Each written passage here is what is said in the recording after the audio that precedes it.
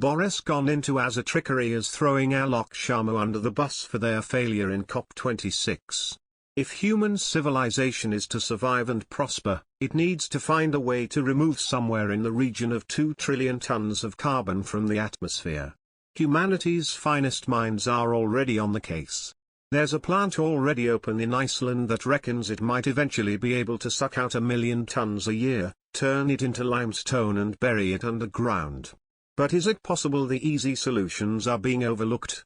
We turn, unfortunately, to Boris Johnson's gob which, at least as far as Boris Johnson is concerned, can save humanity through the power of words alone, and absolutely no action whatsoever. The plan, at this point, is simply to talk down Mother Nature. To tame the tornado of fire by looking it in the eye and telling it simply doesn't exist. Scenes at the dispatch box at the House of Commons were like a very boring Marvel movie pastiche, in their way, or a live-action Ted Hughes poem.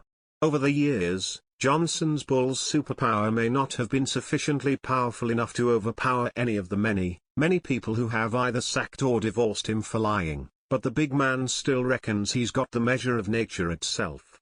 There he stood, jabbing his finger into the desk, exalting the humanity-saving achievements of COP26.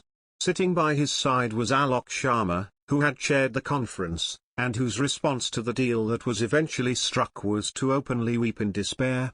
Besides that, some viral videos showing Boris Johnson repeatedly misleading Parliament with statistics and claims has now hit 40 million views on Twitter.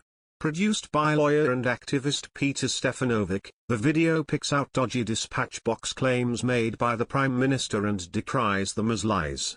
Stefanovic told the Big Issue the milestone was a testament to the dogged determination of the public to hold government to account. Johnson told the House this stat is an astonishing achievement. But Stefanovic points out that CO2 emissions fell by 39% between 1990 and 2018. Greenhouse gas emissions during this period fell by 44%. That's not that far off.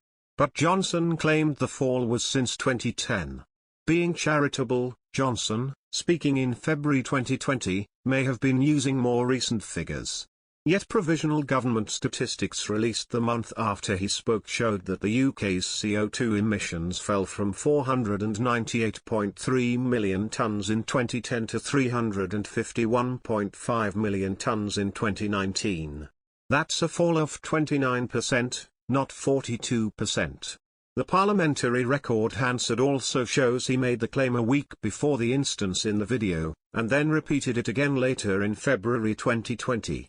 In December 2019, Johnson announced plans to replace the nurses' bursary, and even told a nurse we're definitely bringing back the bursary, which was cut in 2017. The old bursary paid for the entirety of a nurse's training, as well as an allowance of up to £8,200. After the initial flurry of announcement, the details revealed that it would in fact be a new scheme, made up of a £5,000 annual grant and a possible £3,000 for specialist and regional students.